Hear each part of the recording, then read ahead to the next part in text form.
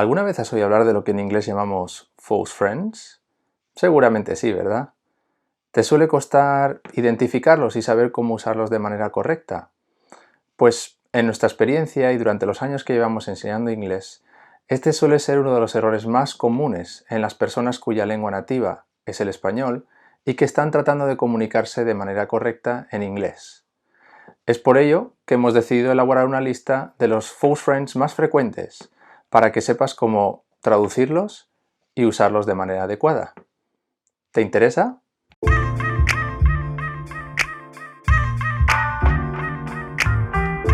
Hi there, this is James from Fixie English y bienvenido a nuestra miniserie sobre false friends. ¿Sabías que el 30-40% de las palabras que usamos en la lengua inglesa también pueden ser utilizadas en castellano? Esto puede parecer buenas noticias para los que su lengua materna es el español, hasta que nos topamos con los temidos false friends. Así que, allá va nuestra lista de los 10 false friends más frecuentes.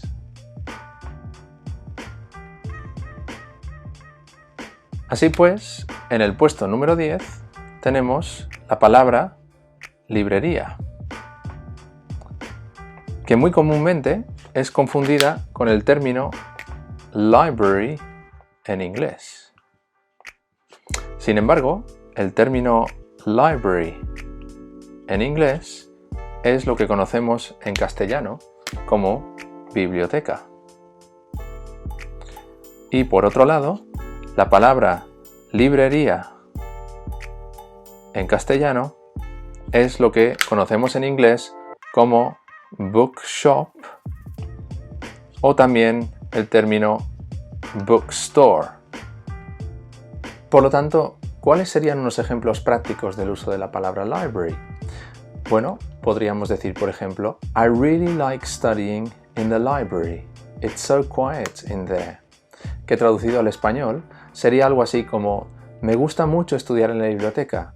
¿Hay tanto silencio ahí? O por ejemplo, también podríamos decir I've just heard they've reopened the public library after 3 months. Que traducido al español sería parecido a me acabo de enterar que han vuelto a abrir la biblioteca pública después de 3 meses. En el puesto número 9 tenemos la palabra advertir en español, que muy frecuentemente es confundida con la palabra inglesa advert. Sin embargo, la palabra advert en inglés es un sustantivo y su equivalente en español es la palabra anuncio. Por otro lado, la palabra advertir en español es un verbo y su equivalente en inglés es the verb warn. Por lo tanto, ¿cuáles serían unas formas prácticas de usar estas palabras? Bueno, podríamos decir There was a really good advert on TV yesterday, que traducido al español sería algo así como había un anuncio muy bueno ayer en la tele. También podríamos decir, por ejemplo, I'm warning you, this is the last time I'm going to repeat this, que traducido al español sería algo así como te estoy advirtiendo, esta es la última vez que voy a repetir esto. En el puesto número 8 tenemos el verbo estar en español, que muy comúnmente es confundido con el verbo stay en inglés. Sin embargo, el verbo stay en inglés es el equivalente al verbo quedarse o permanecer en español. Y por otro lado, el verbo estar es lo que comúnmente conocemos como el famoso verbo to be en inglés. Por lo tanto, ¿cómo podríamos usar estas palabras de forma práctica? Bueno, podríamos decir, por ejemplo, I've stayed at that hotel many times, que traducido al español sería algo así como me he quedado en ese hotel muchas veces. También podríamos decir, por ejemplo, He was right there in front of me. I couldn't believe it, que traducido al español sería algo así como estaba justo ahí delante de mí, no me lo podía creer. Recorriendo la lista un pelín más para arriba, en el puesto número 7 tenemos la palabra sensible en español, que frecuentemente es confundida con la palabra inglesa sensible. Pero El adjetivo sensible en inglés es lo que conocemos en castellano como el adjetivo sensato. Y por otro lado, la palabra sensible en español es lo que conocemos en inglés como sensitive en inglés. Así pues, ¿cuál sería una forma práctica de usar estos adjetivos? Bueno, por ejemplo, podríamos decir He's a sensible kid. He always takes the right decision. Que traducido al español sería algo así como es un chiquillo sensato, siempre toma la decisión correcta. Otro ejemplo podría ser If you are too sensitive, your teacher won't be able to correct you. Que traducido al español sería algo así como si eres demasiado sensible, tu profesor no te podrá corregir. Un poco más arriba en la lista, en el puesto número 6, tenemos la palabra carrera en el contexto académico en español, que comúnmente es confundida con la palabra career en inglés. Pero la palabra career en inglés realmente hace referencia a nuestra profesión o carrera profesional. Sin embargo, la palabra carrera en referencia a nuestros estudios en español es lo que en inglés conocemos como degree. Así pues, ¿cómo podríamos usar estos dos sustantivos de forma práctica? Bueno, podríamos decir, por ejemplo, She's such a hard worker. What an amazing career she has ahead of her. Que traducido al español sería algo así como es tan trabajadora, menudo futuro profesional más increíble tiene por delante. Otro ejemplo para usar estas palabras podría ser I studied a degree in biotechnology at the University of Oxford. Que traducido al español sería algo así como estudié la carrera de biotecnología en la Universidad de Oxford. Justo en la mitad de la lista, en el puesto número 5, tenemos el verbo en español realizar, en el contexto de ejecutar o llevar a cabo una acción que comúnmente confundimos con el verbo realize en inglés. Pero el verbo realize en inglés es lo que conocemos en español como el verbo darse cuenta. Y por otro lado, el verbo realizar en español es lo que traduciríamos al inglés como los verbos make o carry out. Por lo tanto, ¿cómo podríamos usar estos dos verbos de forma práctica? Bueno, podríamos decir, por ejemplo, I didn't realize you had left until 10 minutes later. Que traducido al español sería algo así como no me di cuenta que te habías marchado hasta 10 minutos más tarde. O otro ejemplo sería Don't worry, I will carry out the investigation. Que traducido al español sería algo así como no te preocupes, yo realizaré o llevaré a cabo la investigación. En el puesto número 4 tenemos el verbo asistir, usado en el contexto de ir a un lugar, que muy comúnmente es confundido con el verbo assist en inglés. Sin embargo, el verbo assist en inglés es lo que traduciríamos al español como ayudar a o asistir a alguien en el contexto de ofrecer ayuda. Por otro lado, asistir en español es lo que conoceríamos en inglés como el verbo attend en referencia a ir a un lugar. ¿Y cómo podríamos usar estos dos verbos de forma práctica? Bueno, por ejemplo, podríamos decir You don't need to attend that meeting. It's not that important.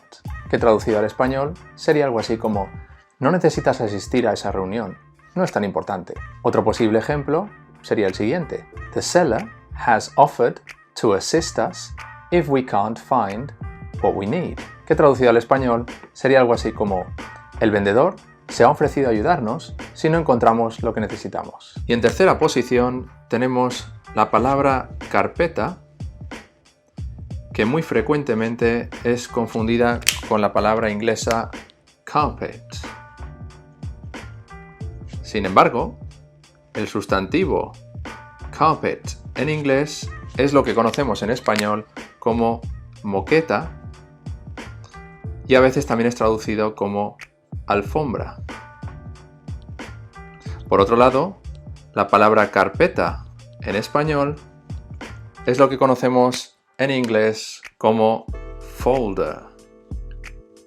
¿Y cómo podríamos usar estos sustantivos de forma correcta? Bueno, por ejemplo, podríamos decir Charlie dropped his glass of milk on the carpet, que traducido al español sería algo así como a Charlie se le cayó su vaso de leche en la alfombra o en la moqueta. Otro posible ejemplo sería el siguiente. You'll find the documents in a red folder on my desk, que traducido al español sería encontrarás los documentos en una carpeta roja en mi escritorio. Y en segunda posición tenemos uno de los false friends que más solemos usar erróneamente cuando hablamos en inglés y es el verbo discutir, que frecuentemente confundimos con el verbo discuss en inglés. Pero el verbo discuss en inglés es lo que traduciríamos al español como comentar o debatir. Y por otro lado, el verbo discutir en español es lo que expresamos en inglés cuando usamos el verbo argue. Por lo tanto, ¿cómo podríamos usar estos dos verbos de forma correcta?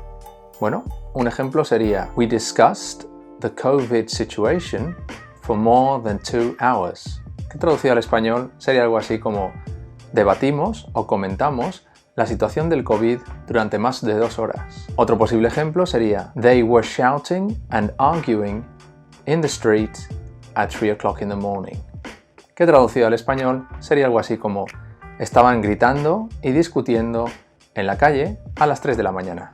Y por último, en el número 1, el false friend que más solemos confundir cuando hablamos en inglés es la palabra actualmente, que solemos confundir con el término en inglés actually. Pero resulta que el adverbio actually en inglés podríamos traducirlo de diferentes maneras en castellano. Por ejemplo, podría ser en realidad. También podría ser el adverbio realmente. Y también lo podríamos traducir como de hecho. Por otro lado, el adverbio en español actualmente sería lo que diríamos en inglés como currently, que también es un adverbio. Y por último, no debemos olvidar que la forma adjetivada, que sería current en inglés, sería el equivalente al adjetivo actual en español. Y por último, ¿cómo podríamos usar estos dos adverbios de forma correcta? Unos ejemplos serían los siguientes. Podríamos decir, Actually, I have thought about your proposal and I'm not going to accept it. Que traducido al español sería algo así como, en realidad, he pensado sobre tu propuesta y no la voy a aceptar. Otro posible ejemplo sería el siguiente. He said he would leave the company, but I never thought he would actually do it. Que traducido al español sería algo así como, dijo que dejaría la empresa, pero nunca me imaginé que lo haría realmente. Otro posible uso de estas palabras sería usando el adverbio currently. Un ejemplo sería, We are currently bombarded by loads of fake news. Que traducido al español sería algo así como, actualmente estamos bombardeados por un montón de fake news. Y por último, utilizando la palabra current como adjetivo, un ejemplo sería el siguiente. My current boss is an incredible leader. Que traducido al español sería decir, mi jefe actual es un líder increíble. Y así termina nuestra Top 10 list en los false friends más frecuentes. Si te ha gustado este vídeo y te ha parecido el contenido útil, ¿por qué no te suscribes a nuestro canal y así no te perderás el próximo? Y si tienes cualquier sugerencia sobre temas que podríamos tratar en vídeos en el futuro, Porfa, déjanos un comentario más abajo. Thanks for watching. This is James Austin from the Fixie English team y nos vemos en la próxima serie.